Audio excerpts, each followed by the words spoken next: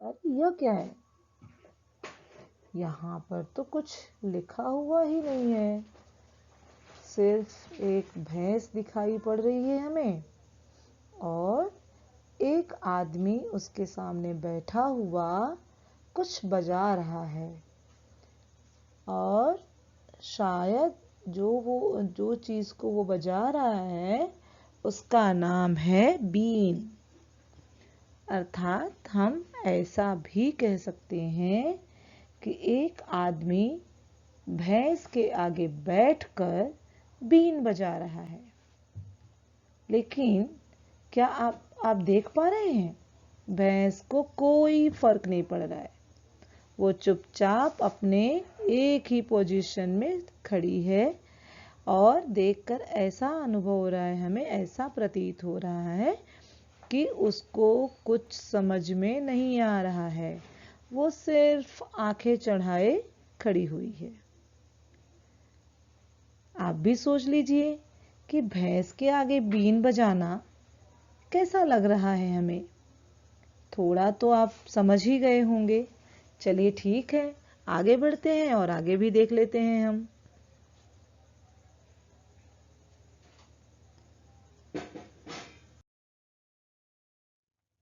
अरे वाह, फिर से एक नई चीज हमारे सामने। मन में लड्डू फूटना। देख रहे हैं? मन में लड्डू फूटना कभी दिखाई पड़ता है क्या हमें? नहीं दिखाई पड़ता। लेकिन जब हम बहुत खुश होते हैं तब हमें उदाहरण दिया जाता है कि ऐसा लग रहा है जैसे मन में लड्डू फूट रहे हैं। मन में लड्डू फूटने का अर्थ होता है बहुत खुश होना। लेकिन थोड़ा सोचते रहिए। आप ये बताइए मुझे कि इन सभी चीज़ों को, जो मैं बातें आपको टेढ़ी मेढ़ी बातें बता रही हूँ, एक अलग तरीके से बता रही हूँ, विशेष रूप से बता रही हूँ, इन्हें व्याकरण की दृष्टि से क्या कहा जाता है? क्या कहते हैं हम इन सभी चीज़ों को? ठीक है, थोड़ा सोचते रहिए, आगे बढ़ते हैं। समझ में तो आ ही गया होगा, मुझे ऐसा लग रहा है। लेकिन बेटा, अभी मैं शीर्षक स्पष्ट नहीं कर रही हूँ। थोड़ा और आगे बढ़ जाते हैं, कुछ और देख लेते हैं हम लोग। अरे वाह, यहाँ पर देखिए क्या लिखा है बोर्ड पर। 9, 2, 11 होना। 9, 2, 11 होना। पता है आपको इसका अर्थ क्या होता है? पता है ना, जब कोई छुपते छुपाते जल्दी से हमारे सामने से भाग जाता है बिना बताए, तो हम बोलते हैं ये देखो, ये तो 9, 2, 11 हो गया।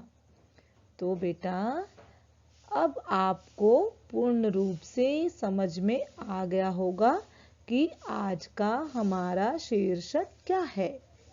हम आगे आज क्या पढ़ने वाले हैं। तो चलिए देख भी लेते हैं आज का हमारा शीर्षक क्या है, अर्थात हमारा आज का टॉपिक क्या है, हम क्या पढ़ने वाले हैं। ठीक है, सोचते रहिए, तब तक मैं अगली स्लाइड की तरफ बढ़ रही हूँ।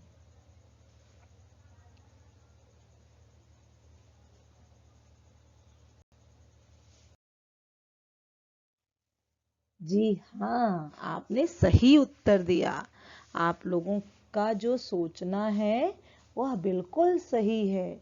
जो आज का हमारा टॉपिक है, हमारा शीर्षक है, वह है मुहावरे। तो बेटा, आज हम लोग जो सीखने वाले हैं वह विषय है व्याकरण का मुहावरे। जो अभी तक मैंने आप लोगों को सारी बातें बताई वो मुहावरों के उदाहरण थे। अच्छे अच्छे उदाहरण थे, समझ में आ गए होंगे आपको। अब हम आगे बढ़ेंगे और देखेंगे कौन कौन से मुहावरे हमारे समक्ष हैं और हम कौन कौन से मुहावरों को पढ़ने वाले हैं।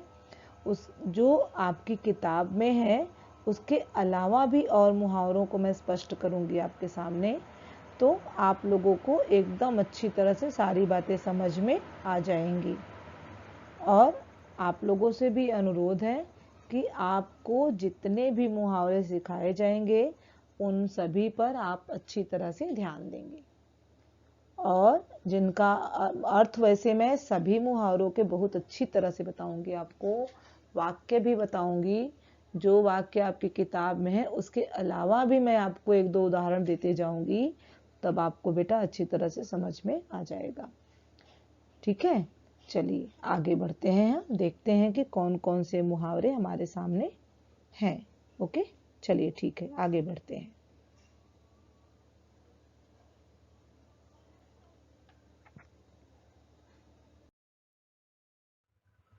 अच्छा, चलिए शीर्षक हमें समझ में आ गए।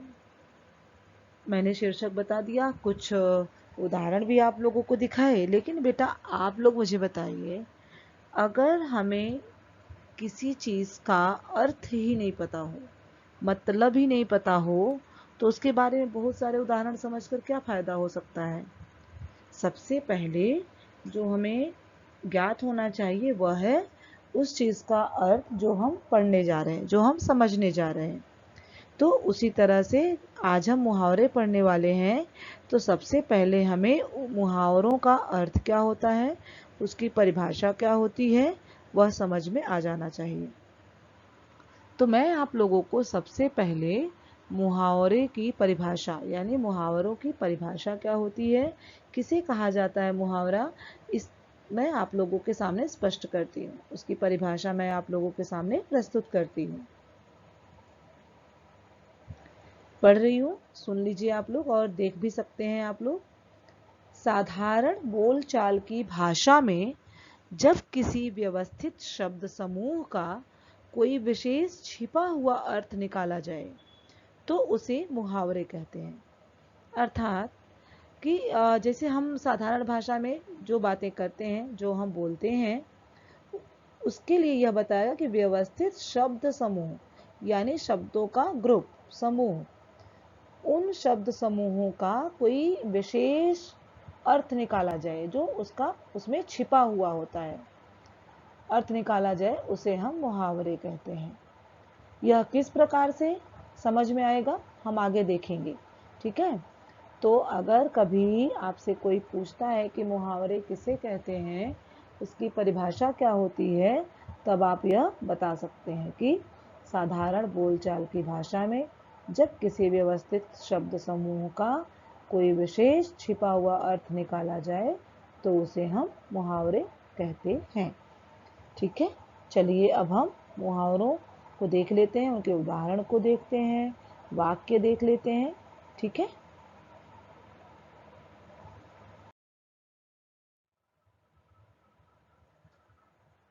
आगे यहाँ पर दिया गया है, यह एक प्रकार से भाषा की चतुरता है, इनमें प्रायः व्यंग्य का समावेश होता है। भाषा को प्रभावशाली बनाने के लिए मुहावरों का सहारा लिया जाता है। वो बोलते हैं ना कि अगर सीधे सीधे कोई बात कह दो, उसमें कोई सस्पेंस ना हो, तो उसका इंटरेस्ट नहीं आता, हमें आनंद नहीं आता। तो इसीलिए किसी भी बात को प्रभावशाली बनाने के लिए, उसको प्रभावित बनाने के लिए हम मुहावरों का प्रयोग करते हैं, मुहावरों का सहारा लिया जाता है। यहाँ पर यह बताया गया कि अब भाषा की चतुरता है। वो बोलते हैं ना कि सांप भी मर जाए और लाठी भी न टूटे, यानी कि हम अपनी बात भी कह लें और किसी को पता भी ना चले। तो ये हमारी भाषा की चतुरता है, अर्थात जो हम कहना चाह रहे हैं वो कह भी ले और सामने वाले को पता भी ना चले। यह भाषा की चतुराई कहलाती है। तो मुहावरे जो है वो भाषा की चतुरता के उदाहरण हैं। व्यंग्य का समावेश होता है, व्यंग्य अर्थात मजाक से भरा हुआ होता है, यह व्यंग्यात्मक होता है। ठीक है, आगे बढ़ते हैं हम।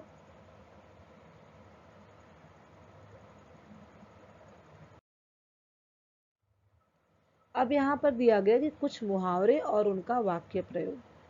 अब आगे जिन मुहावरों को मैं आपके समक्ष स्पष्ट करने जा रही हूँ, बताने जा रही हूँ, वे ऐसे मुहावरे हैं जो आपकी परीक्षा से संबंधित हैं। तो इन्हें आपको बहुत ध्यान से सुनना और समझना है। एक एक करके सारे मुहावरों को पढ़ूंगी, उनका अर्थ बताऊंगी और वाक्य भी उदाहरण के तौर पे मैं आपको बताऊंगी। और आप लोगों से अनुरोध है कि सारे मुहावरों को ध्यानपूर्वक सुनिए और समझिए।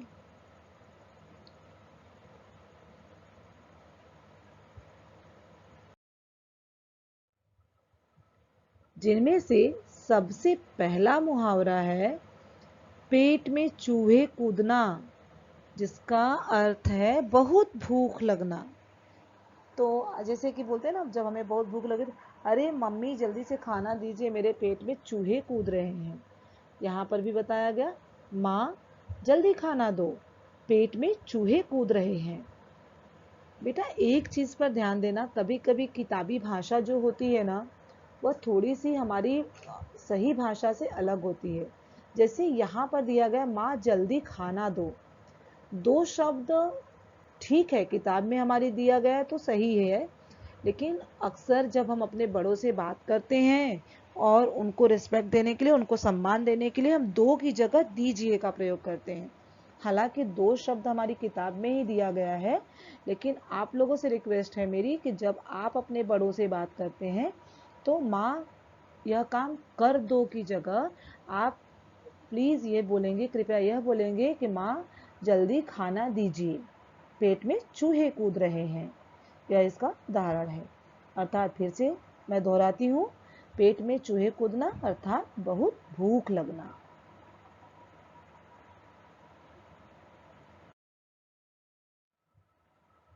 दूसरा मुहावरा, फूला न समाना।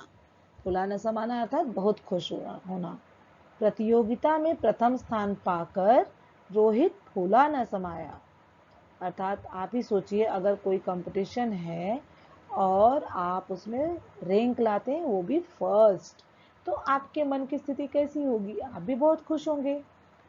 आप भी खुश होंगे, घर पे जो हमारे बड़े बूढ़े हैं वो भी बहुत खुश होंगे कि अरे वाह, मेरा बेटा या हमारा बच्चा फर्स्ट रैंक लाया, यानी प्रथम स्थान लाया। तो जब हमारे साथ कुछ बहुत अच्छा होता है तो हम बहुत खुश होते हैं। तो हम इस तरह से वाक्य में उसका प्रयोग कर सकते हैं कि प्रतियोगिता में प्रथम स्थान पाकर रोहित फूला न समाया।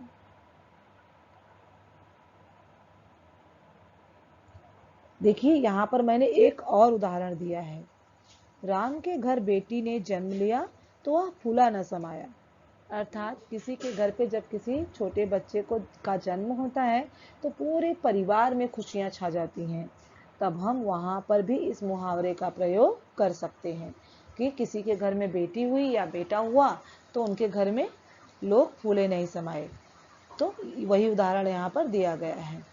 यहाँ पर आपके समक्ष दो उदाहरण हैं। तो उम्मीद करती हूँ कि आपको फूला न समाना मुहावरे का अर्थ बहुत अच्छी तरह से समझ में भी आ गया है, और अगर परीक्षा में आपको यह लिखने के लिए आया तो आप इसका उदाहरण भी बहुत अच्छी तरह से लिख पाएंगे। ठीक है, तो बच्चों आपसे अनुरोध है कि जब भी आपको कोई वाक्य बता रही हूँ उन पे ध्यान दीजिए। और भी बहुत सारे वाक्य आप बना सकते हैं, जैसे मैं परीक्षा में प्रथम स्थान लाया तो मेरी माँ फूली नहीं समाई। और भी वाक्य बना सकते हैं आप, जब भी किसी खुशी का अवसर होगा तो वहाँ पर आप फूला न समाना इस मुहावरे को प्रयोग कर सकते हैं। ठीक है, हम आगे बढ़ेंगे और देखेंगे अगला मुहावरा हमारा क्या है।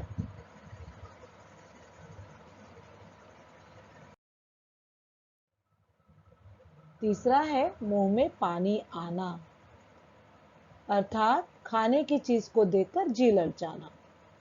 जब हमारे सामने कोई बहुत अच्छी चीज आ जाती है तो हमारे मुंह में पानी आ जाता है कि अरे नहीं नहीं मुझे खाना ही है।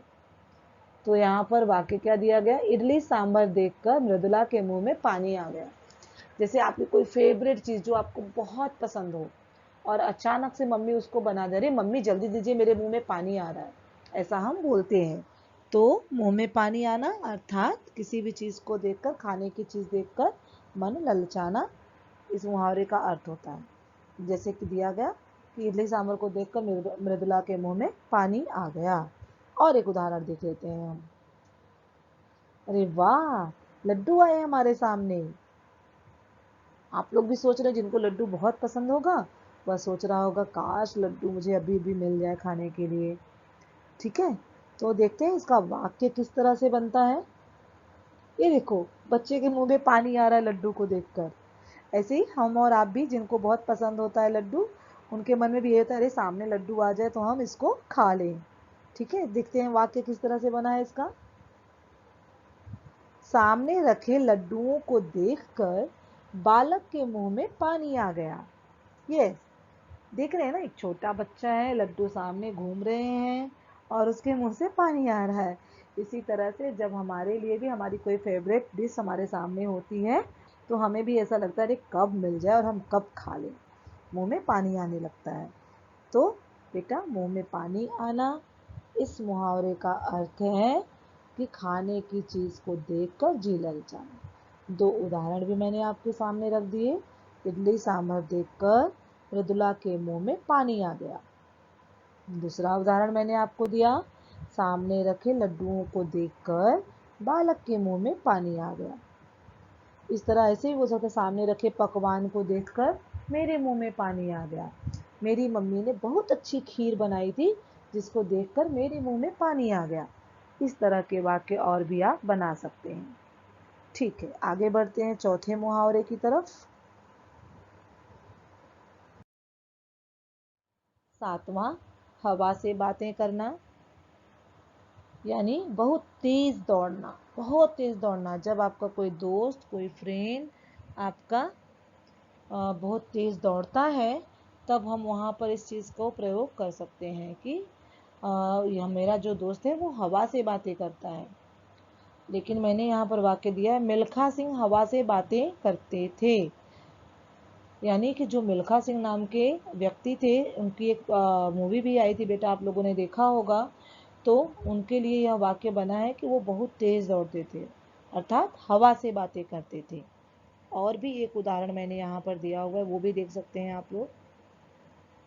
ये देखिए, बहुत ही जाना पहचाना सा चेहरा, कौन है ये? पहचान ही गए होंगे आप लोग। ठीक है, मैं एक वाक्य भी बता देती हूँ आप लोगों को। पीटी उषा, यस, प्रतिद्वंद्वी के सामने हवा से बातें करती हैं ये। प्रतिद्वंद्वी यानी कि जो उनके अपोजिशन में होता है, जो उनके विरुद्ध होता है, उनके सामने जो दौड़ने वाला होता है उसको, उसके सामने ये जो हैं वो हवा से बातें करती हैं। ठीक है, तो 2 वाक्य बेटा आपके सामने हैं। पहला यह है कि मिल्खा सिंह हवा से बातें करते थे। दूसरा वाक्य, पीटी उषा अपने प्रतिद्वंद्वी के सामने हवा से बातें करती हैं। अगर आप लोगों को प्रतिद्वंद्वी शब्द थोड़ा कठिन लगे तो आप वहाँ पे प्रतिरोधी भी लिख सकते हैं। ठीक है, अपने विरोधियों के सामने भी लिख सकते हैं। कई सारे शब्द हैं जिनका प्रयोग आप कर सकते हैं। ठीक है, तो ये 2 उदाहरण हैं जो हवा से बातें करना इस मुहावरे के उदाहरण हैं, आप देख सकते हैं।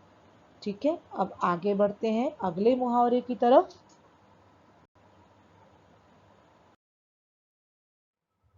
अब इस आशा के साथ, इस उम्मीद के साथ मैं आज की कक्षा समाप्त करती हूँ। आप लोग वीडियो ध्यानपूर्वक देखिएगा, समझिएगा और पढ़ाई के साथ साथ अपने स्वास्थ्य का भी ध्यान रखिएगा। तब तक के लिए बच्चों धन्यवाद और हम मिलेंगे फिर अगली कक्षा में। Take care children, bye.